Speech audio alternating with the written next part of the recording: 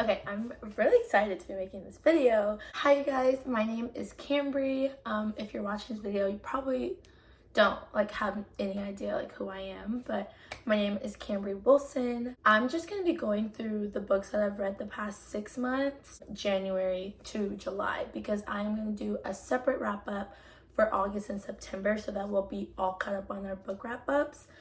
I'm looking at my stacks and I have read some really good books so far this year. Okay, first we are starting off strong with Everything I Know About Love. This book was so good to me. This book just follows Dolly and her experiences with love and all different types of forms. This is one that you're gonna read it and you're gonna wanna keep going back to revisit chapters because of how impactful it is. I also love this book. At first, this book took me a second to get through. The way it's written is kind of I don't want to say prestigious, because it's not prestigious in a super academic way or anything. I wasn't gonna say prestigious, but that's the only word I can think of at the moment. I feel this book is so much more than just a love story. It was so character driven, which I love character driven books. I want to be able to fall in love with who the characters are individually so that I'm able to really appreciate the relationship that they have once they come together. I don't even want to disrespect this book and even try to explain to you guys what it is about, but I do want to reread this book this fall. I understood some things the first time around whenever reading it, but I think now that I've sat with it and I know how it ends, I can go back through it again and really analyze what she's saying and how she's saying it.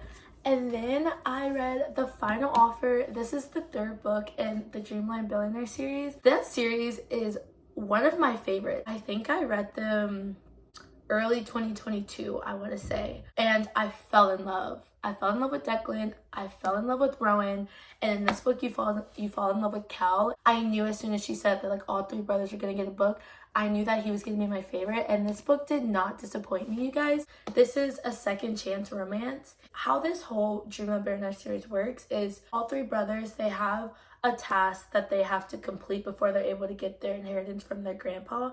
And Kel's was he needed to go back to the town that they grew up in, and he had to sell the lake house that they owned.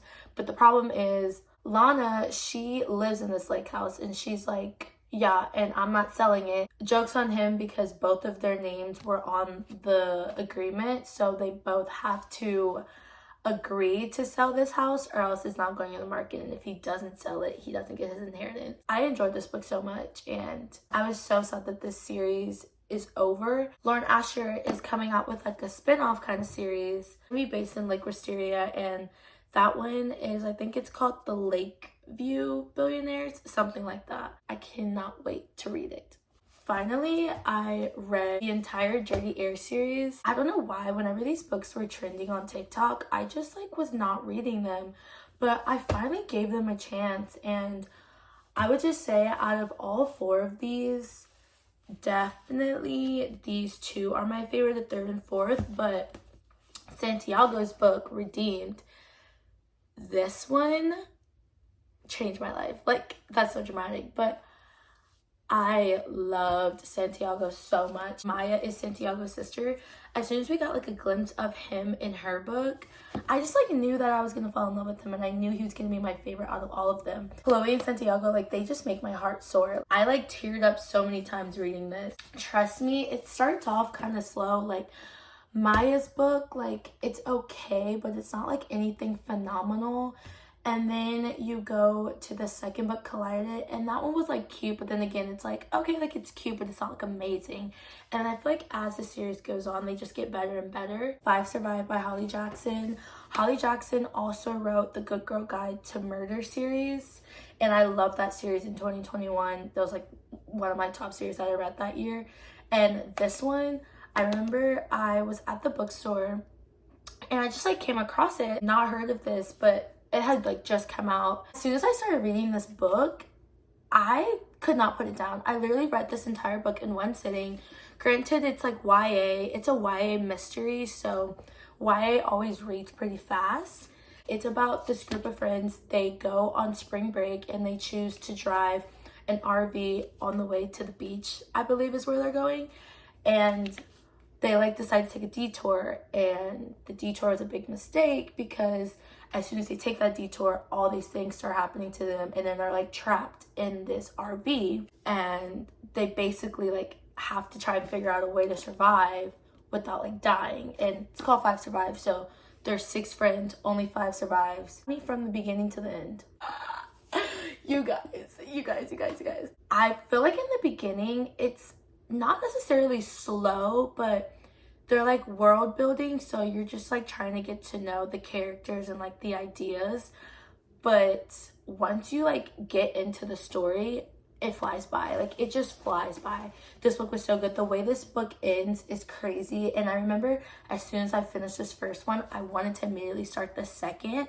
I know this book kind of like is like a spin-off of the Caraval series by Stephanie Garber, but I can confidently say that like you don't need to read the Carnival series at all to understand these characters, understand this book. Like, it's a completely different storyline. This one is a YA fantasy, and this is about Evangeline Fox, and she makes a deal with the devil, essentially. Like, she makes a deal with Jax, who is the King of Hearts, and she like makes this deal with him, and she's like, because she's so heartbroken over this guy that she loved, and she's like, okay, if I make this deal with you, can you please find a way for me and this guy to be together?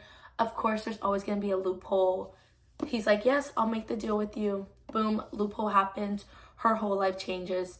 They end up being stuck together and having to figure out how to break this curse for her. Like, this book was so magical, and like whenever you're reading it, you're just like trapped in the world and like you don't want to leave. Before I got you, I might lose you, because when it comes to Lucy's score, I have some opinions. And I'm not gonna go like ham, because obviously she's a very successful author. Everyone loves her books. Everyone loved this book. Like, so many like booktubers that I watch and like respect, they all rated this book like 5 stars. Like, they rave about it. And I just did not have the same experience. I remember whenever I like first started reading this book, I would say maybe like the first 100 to like 150 pages, I was like, ooh, like this is good. Like, I like this banter. Like, I like this.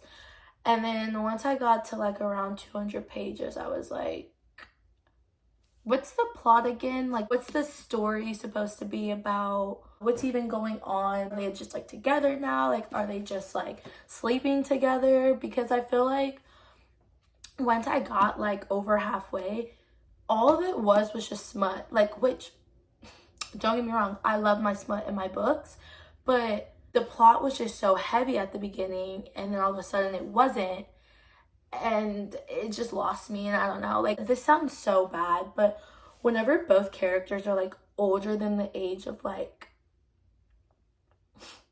whenever they're like 40 and up, I feel like I don't want to read about it. Like, and I don't mean to say that in like a mean way. I'm just like, genuinely, I'm like, I don't want to read about that. Like, it just makes me uncomfortable, kind of, like, in a way, because it's like, I don't want to read about these 40-year-olds having sex. Like, I'm sorry, I don't. Like, my parents are in their 40s. Like, do you really think I want to read that? And that's just like how all of Lucy Score's books are. Like, every, like, or at least the ones that I've read so far, like, they're all based on these older characters, and they're so smut driven, and usually I eat up smut, but I just do not like it whenever they're like older. I'm sorry. That just is. Like, this one's about Dom and Allie, and like also like Allie was just like so quirky in like an annoying way. I feel like her books have a common trend with me. I start off liking them, and then I end up not liking them at all once I get to the end. On a more positive note though, then I read Icebreaker. I don't care what anyone says. I rated this book 5 stars. I don't care. I ate it up from the beginning to the end. I literally had no complaints about this book. Like, there's not one point in this plot where I was like bored, or I was like, ew, I don't like that happened. Like, I literally had no critiques over this book. The banter is phenomenal in this book. Like, Nate, he's a dream. And like, it's so cute. Like, look at this cover. Always those cartoon characters on those covers that get you. He's a hockey player. She's a figure skater. It's perfect. And from the beginning of this book, like, you just know that he like is obsessed with her. And I love that in books when like immediately the MMC is like obsessed with the FMC. I love that because I'm like, yeah, as you should be worshiping her, like, period. I'm so excited. There is the second book in this series because this is going to be like a companion series of like friends and like their friend group. And the second book comes out by the time this video comes out. Like, I think it's gonna be out, so best believe I will be reading that as soon as it comes out. Yeah, I need to take a sip of my coffee. You want a book to absolutely shatter you to a million pieces? This is the book for you. I'm the type of person, I love earth-shattering books. Like, I want to read about a love so epic that at the end I'm like gasping for air because I'm like so devastated at the ending of it. And this book will get you like that. It's about Autumn and Finn, and this one honestly is like a perfect like fall kind of read. They've been friends since straight out the womb. Their moms are best friends.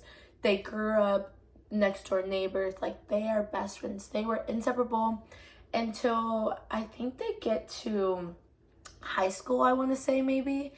Or like, it's even like once they get to like middle school or high school, they like get into different friend groups and then they like separate from each other. Beginning of this book, something happens to Finn. That's not a spoiler because quite literally as soon as you are on the first page, it's like explaining to you what happens in the book.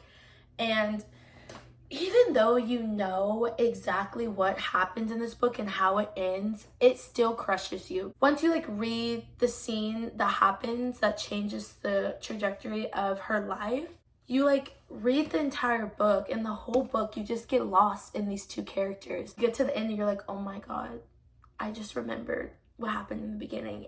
And then it's like the ground gets pulled from beneath you and it's devastating.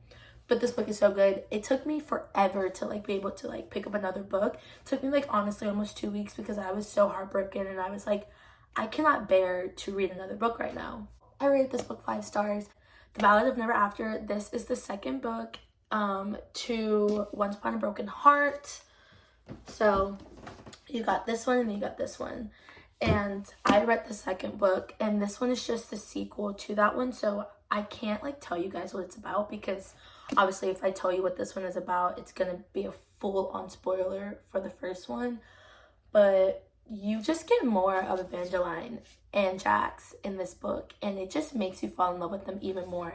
And this one is more magical than the first. This ending, talk about a cliffhanger. The way this book ends, I was so distraught. I was like, no. I was like, what do you mean the third one's not out yet? I read this book in May, and I was like, no, sorry, that's not gonna work. This book doesn't come out to the end of October.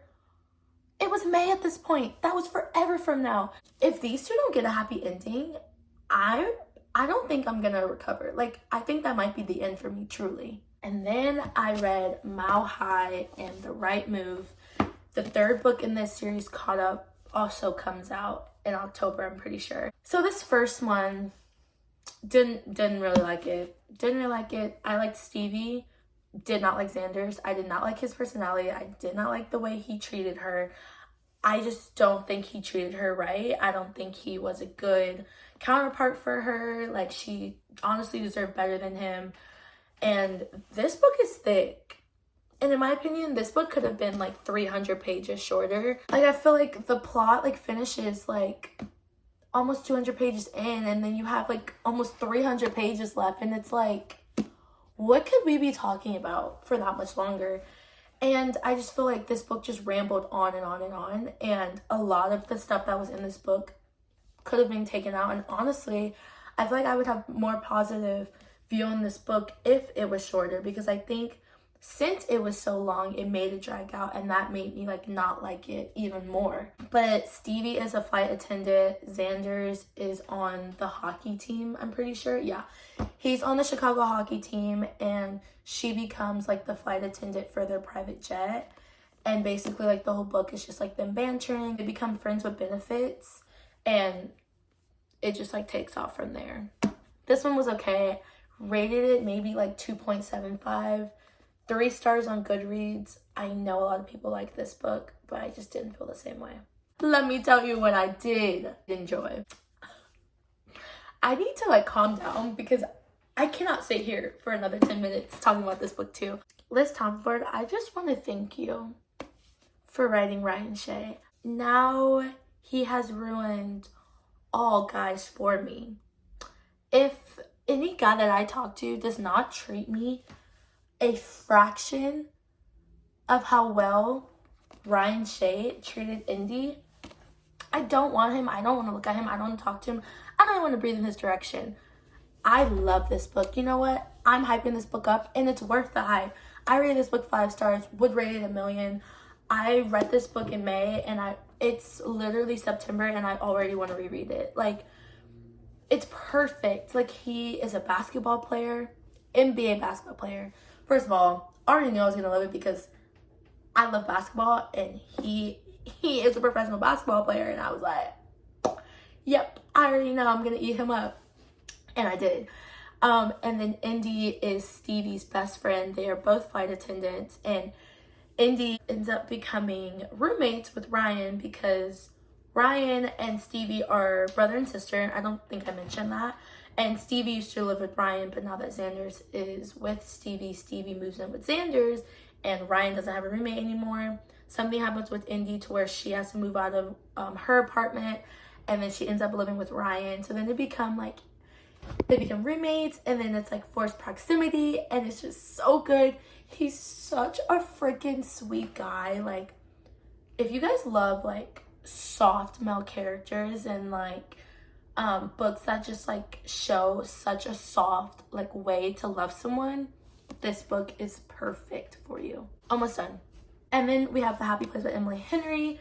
This book was a hot commodity when it first came out because, you know, Emily Henry has a cult following. I am in that cult following. This one like hit very close to home for the reason being that in this book, it's about this group of friends, and they're all like in their 20s, I believe.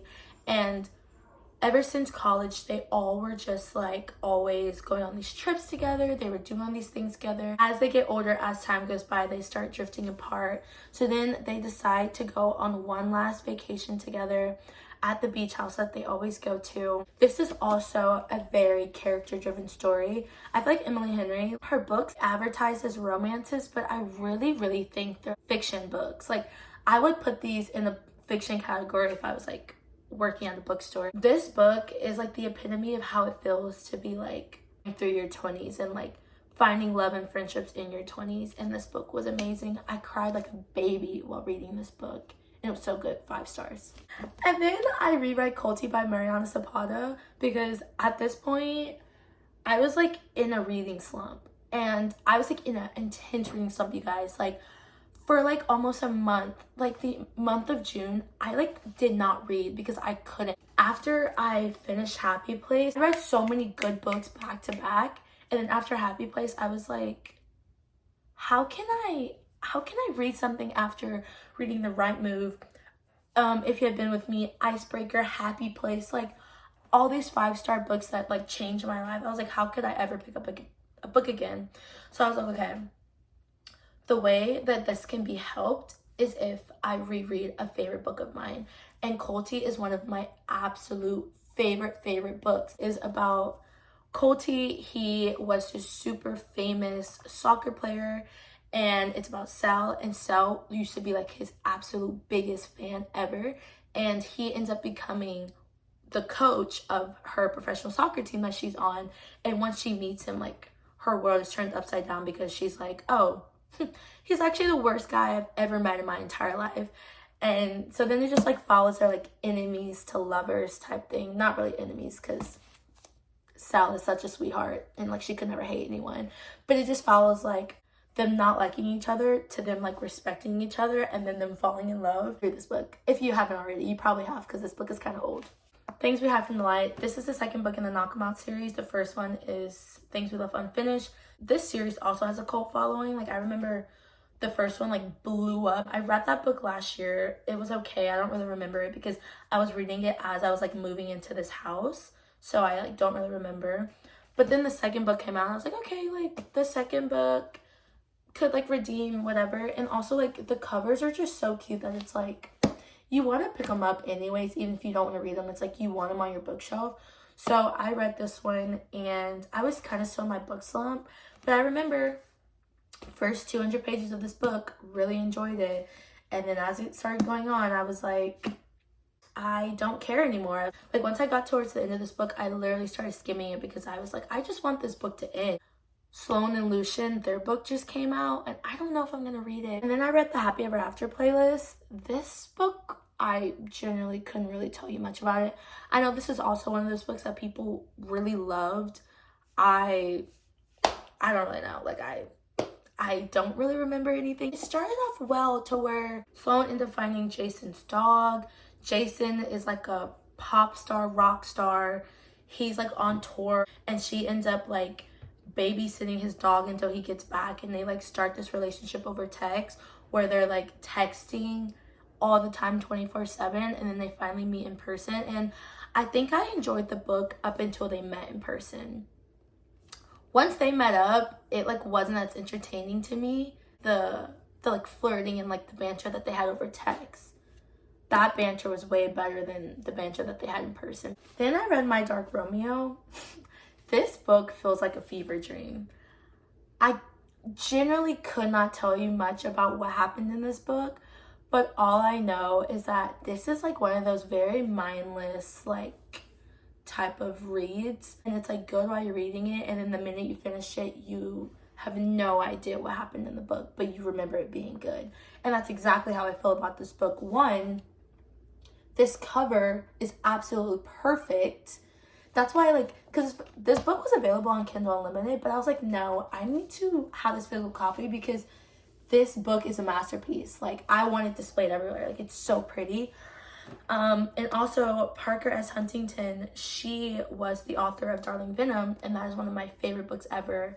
So I was like, okay, she wrote Darling Venom. I'm going to read My Dark Romeo. At this point, I was still in my reading slump, so I was like, hoping and praying that this book would get me out of my reading slump that I was in, and it in fact did get me out of my reading slump. This book was good. It's not exactly a Romeo and Juliet retelling. The only aspect I feel like of Romeo and Juliet was just the fact that like the FMC, her name was Juliet, and then the MMC, his name was Romeo. I think that's like the only way that they have like that correlation with that love story. It was like modern day Bridgerton. If Bridgerton was like set in today's time, that's like what this book is. And honestly, it was pretty good. Like the smut is really good in this book. Like I said, it's pretty short. Like I feel like you could read this in one sitting if you really wanted to. It was also funny. Like Romeo was funny, Juliet was funny. It's a good one to like knock off your list. You guys should read it. Okay, lastly, these are the books that I read these on my Kindle. So I read the Maid series, which is Sweet Oblivion, Darkest Temptation. Don't remember what the other one is. Maid series is popular literally 2020. Like I remember being in quarantine on Book Talk and everyone was talking about the Maid series. For some reason I didn't read them then, and then I didn't read them next year, and then finally I read them and I understood what the hype was about. The feeling I got while reading the Maid series is something I'll never forget. I read all three of those books in 3 days. I would start one, I wouldn't like go to bed until I finished it, and then as soon as I finished the first one, I would go to the second one, do the same thing, finish the second one, do the same thing with the third. Once I finished the third, I was like, huh, okay, what do I do now? So then after that, I was like, okay, I need something with like the same vibe. So then like people were saying, oh, like read like Twisted Love. Read Twisted Love. It was okay. It was fine. Nah. Sorry, you guys. That one was also one that was like really popular in 2020. And that one's also just like a loved, hyped series by many people in the book community. read the book, couldn't even say read it really because I DNF'd it at like 55% and didn't look back, and I'm not sorry for it. The plot was just bonkers to me, and I just was not vibing with it at all. Like, I'm so sorry, like I really wasn't. In August, I read the second book and felt the same way about the second one, except the second one I finished and I enjoyed it a little bit more than the first one. That's a series that I honestly don't think I will continue, but you never say never. And a lot of the time when it comes to reading, I'm always lying, because like I'll say I'll never pick up a book, next thing you know I'm reading it. It just really depends. It's the life of a mood reader. I don't know. With that being said, thank you guys so much for watching. Don't forget to like this video, subscribe if you guys want to see my next video, and I'll see you on the next one. Bye.